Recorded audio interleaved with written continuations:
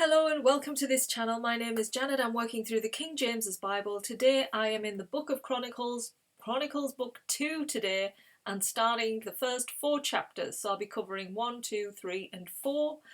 So without any more time wasted, we shall get started.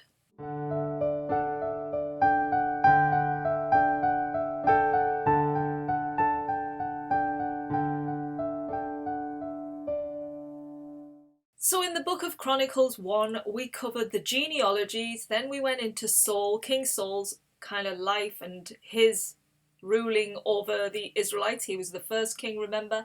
And then we finished the book of Chronicles 1, going over King David's life and the setting up of the temple of God.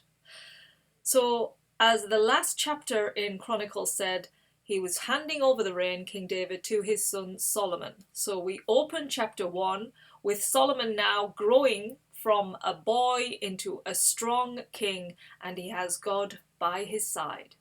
So Solomon brought many people together to offer burnt sacrifices to the Lord. He gets together all the captains and the leaders and the judges, and they go to the high temple in Gibeon. And here they offer 1,000 burnt offerings to the Lord.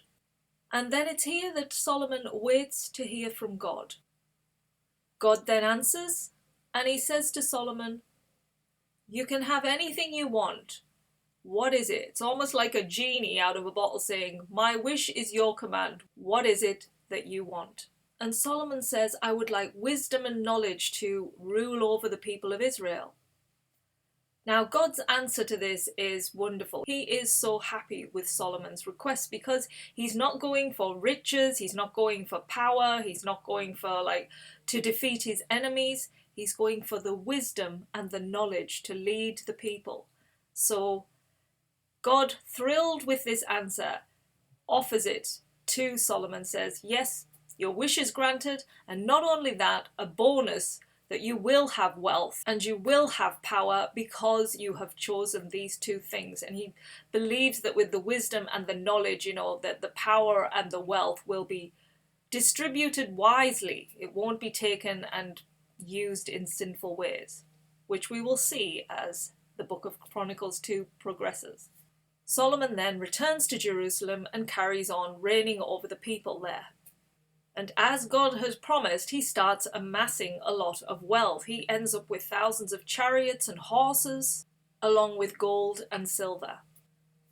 And the good thing with Solomon was he wasn't greedy. He wasn't a greedy man. He shared it with his people. But he also shared it with other neighbouring kings, which ended up making his relations with his neighbouring nations much more peaceful and amicable.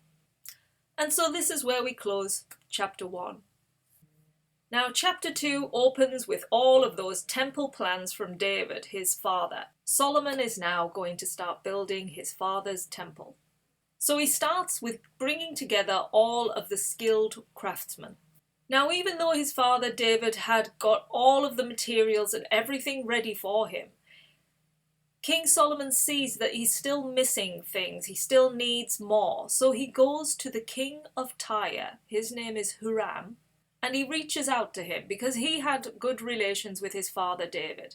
And he tells him what he's doing. I'm building this temple for the Lord. These are the plans and this is what I need. And Solomon says to Huram that he needs talented craftsmen, artists that can put together these designs, these ornate designs that are going to go on inside the temple, because there is the cherubims, there's sculptures of different things. So he needs really talented men. And King Tyre is a talented man himself, and he also has a lot of craftspeople in his kingdom.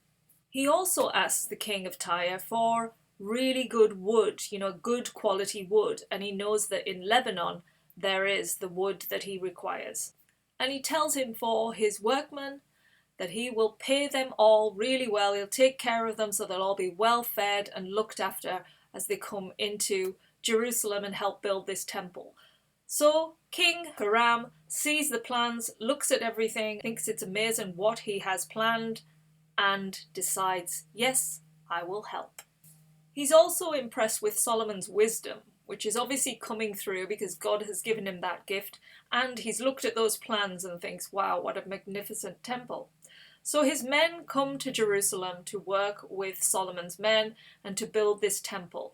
So this is when Solomon takes a new census, which includes everyone. And then the work begins on the temple. And this is where we close chapter 2. So in chapter 3, the work starts. Solomon makes sure that the temple is to be built exactly where his father said it should, in that threshing ground in Mount Moriah, which was the threshing floor of the Jebusite. You remember his father, David, bought that land because he had seen the angels of God come down when they had that plague. And so it was a place now to be of worship. They had come and brought the plague, but they'd also removed it at that point too. He'd built an altar there. And this he knew through connection with God, this was where the temple was meant to be constructed. So Solomon is making sure that those wishes of his father and God are taken seriously, and that's where it's to be built. So next in this chapter, it details the really complexity of this temple. So we're going through each room, it's showing you the size, so the width, the height, and the length of each room. You can find this out if you check the link under this video if you want to know the specifics. They're all there. This chapter also covers the interior, which is mostly made of gold, and it's so detailed. From the walls, from the statues, and more. And the cherubims to be built have these huge wings that go around them.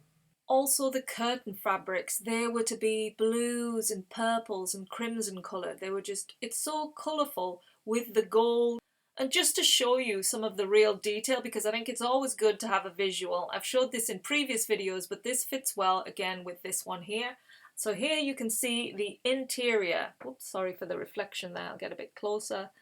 That's the interior of the temple. You can see there the detail on the walls, the detail on the columns. You can see the cherubim stood there at the front, which is where the ark is going to go right in between them.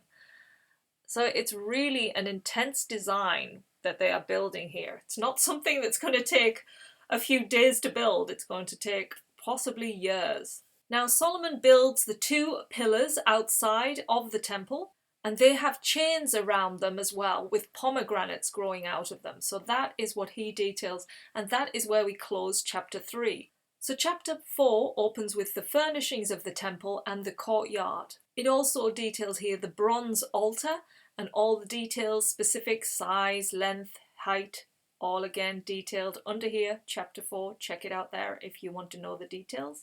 They made basins for washing and also oxens around this huge basin. So let me again show you another photo of this basin that they are going to be building. So there are 12 oxens that are going to go round this basin, and it's where they wash all of the burnt offerings, and it's where the priests wash too. So there, you can see the size and magnitude of it, and you can see it all going round there. The detail is just quite extraordinary. There's also 10 lavers, and 5 on one side and 5 on the other, that are around this basin. This chapter also details the lampstands, the tables and the bowls, and they're all gold, and again very detailed. And the court of the temple is constructed with bronze doors. Now there's an inner court and an outer court. The inner court is where the priests only can go, and the outer court is where the assembly meets. And then as we close chapter 4, we go over King Tyre's, his workmanship. It tells you exactly what he was involved in terms of building the temple. So he constructed the pots, the shovels and the bowls, the pillars, the pomegranates, the carts, the lavers for the carts, the 12 oxen, he designed all of them with all its utensils and more. So he did such a lot of work for King Solomon and to bring this temple into the amazing construct that it finally finishes up being. And so Solomon oversaw all of the detail. He made sure that everybody carried out exactly what was written down in the plans given to him by his father. And then this closes our final chapter for today, chapter 4. So you can see he started off really strong as king of Israel. He's got wisdom now, he's got knowledge now, and he's really making this temple come into being. He's got the people there, he's got all the materials there, and he is making sure that everything is as the Lord wants it to be. So it's going to be so huge, so impressive. And you can imagine people coming from foreign nations seeing this temple. They're just going to be like, wow, to the presence of the Israelite God, and for people to come and worship the place. So a strong start to the book of Chronicles 2, and I will be carrying on with more chapters in this book in the next upcoming videos. So I hope to see you there again soon. Thank you for your time and have a wonderful day. Bye.